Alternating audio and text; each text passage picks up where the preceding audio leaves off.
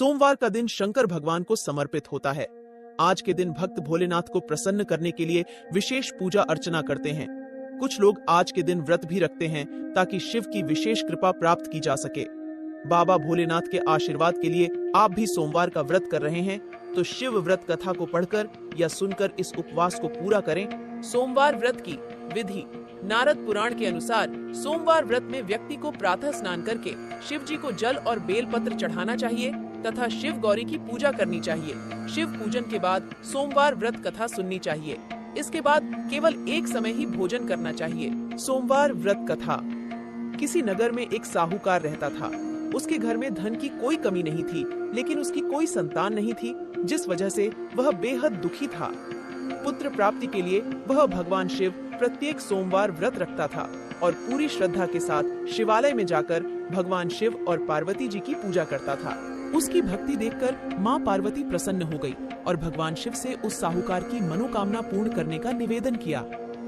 पार्वती जी की इच्छा सुनकर भगवान शिव ने कहा कि हे पार्वती, इस संसार में हर प्राणी को उसके कर्मों के अनुसार फल मिलता है और जिसके भाग्य में जो हो उसे भोगना ही पड़ता है। लेकिन पार्वती जी ने साहूकार की भक्ति का मान रखने के लिए उसकी मनोकामना पूर्ण करने की इच्छा जताई। माता पार्वती के आग्रह पर शिवजी ने साहूकार को पुत्र प्राप्ति का वरदान तो दिया, लेकिन साथ ही यह भी कहा कि उसके बालक की आयु केवल 12 वर्ष होगी। माता पार्वती और भगवान शिव की इस बातचीत को साहूकार सुन रहा था। उसे ना तो इस बात की खुशी थी और ना ही गम। वह पहले की भांति शिवजी की पूजा करता रहा। कुछ समय उपरांत साहूकार के घर एक पुत्र का जन्म हुआ। जब वह बालक 11 वर्ष का हुआ तो उसे पढ़ने के लिए काशी भेज दिया गया। साहूकार ने पुत्र के मामा को बुलाकर उसे बहुत सारा धन दिया और कहा कि तुम इस बालक को काशी विद्या प्राप्ति के लिए ले जाओ और मार्ग में यज्ञ कराओ। जहाँ भी यज्ञ कराओ वहीं पर ब्राह्मणों को भोजन कराते और दक्षिणा देते हुए जाना। दोनों मामा भांजे इसी तरह यज्ञ कराते और ब्राह्मणों को दान दक्षिणा देते काशी की ओर चल पड़े। रास्ते में एक नगर पड़ा जहाँ नगर के राजा की कन्या का विवाह था, लेकिन जिस राजकुमार से उसका विवाह होने वाला था वह एक आंख से काना था। राजकुमार के पिता ने अपने पुत्र के काना होने की बात को छुपाने के लिए एक चाल सोची। साहूकार के पुत्र को देखकर उसके मन में एक विचार आया। उसने सोचा, क्यों न इस लड़के को दूल्हा बनाकर राजकुमारी से विवाह करा दूं। विवाह के बाद इसको धन देकर विदा कर दूंगा और राजकुमारी को अपने नगर ले जाऊंगा। लड़के को दूल्हे का वस्त्र पहनाकर राजकुमारी से विवाह कर दिया गया। लेकिन साहूकार का पुत्र एक ईमानदार शख्स था।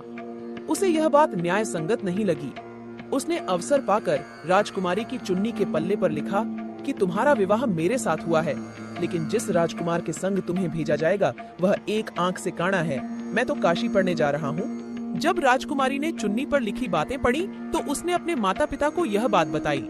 राजा ने अपनी पुत्री को विदा नहीं किया, जिससे बारात वापस चली गई। दूसरी ओर साहूकार का लड़का और उसका मामा काशी पहुँचे और वहाँ जाकर उन्होंने यज्ञ किया। जिस दिन लड़के की आयु 12 साल की हुई उसी दिन यज्ञ रखा गया। लड़के ने अपने मामा से कहा कि मेरी तबीयत कुछ ठीक नहीं है। मामा ने कहा कि तुम अंदर जाकर सो जाओ। शिवजी के वरदानुसार कुछ ही क्षणों में उस बालक के प्राण निकल गए।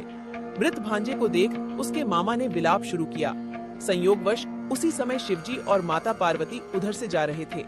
पार्वती ने भगवान से कहा, प्राणनाथ, मुझे इसके रोने का स्वर सहन नहीं हो रहा। आप इस व्यक्ति के कष्ट को अवश्य दूर करें। जब शिवजी मृत बालक के समीप गए तो वह बोले कि यह उसी साहूकार का पुत्र है जिसे मैंने 12 वर्ष की आयु का वरदान दिया। अब इसकी आयु पूरी हो चुकी है। लेकिन मातृभाव से विभोर माता पार्वती ने कहा कि हे महादेव, आप इस बालक को और आयु देने की कृपा करें, अन्यथा इसके वियोग में इसके माता पिता भी तड़प तड़प कर मर जाएंगे। माता पार्वती के आग्रह पर भगवान शिव ने उस लड़के को जीवित होने का वरदान दिया। शिवजी की कृपा से वह लड़का जीवित हो गया। शिक्षा समाप्त करके लड़का मामा के साथ अपने नगर की ओर चल दिए। दोनों चलते हुए उसी नगर में पहुँचे जहाँ उसका विवाह हुआ था। उस नगर में भी उन्होंने यज्ञ का आयोजन किया। उस लड़के के ससुर ने उसे पहचान लिया और महल में ले जाकर उसकी आवभगत की और अपनी पुत्री को विदा किया। इधर भूखे प्यासे रहकर साहूकार और उसकी पत्नी बेटे की प्रतीक्षा कर रहे थे। उन्होंने प्रण कर रखा था कि यदि उन्हें अपने बेटे की मृत्यु का समाचार मिला तो वह भी प्राण त्याग देंगे, परंतु अपने बेटे के जीवित होने का समाचार पाकर वह बेहद प्रसन्न हुए। उसी रात भगवान शिव ने व्यापारी के स्वप्न में आकर कहा, हे श्रेष्ठी, मैंने तेरे सोमवार के व्रत करने और व्रत कथा सुनने से प्रसन्न होकर तेरे पुत्र को लंबी आयु प्रदान की है। जो कोई सोमवार व्रत करता है या कथा सुनता और पढ़ता है, उसके सभी दुख दूर होते हैं और समस्त मनोकामनाएं पूर्ण होती हैं। बोलो शंकर भगवान की जय।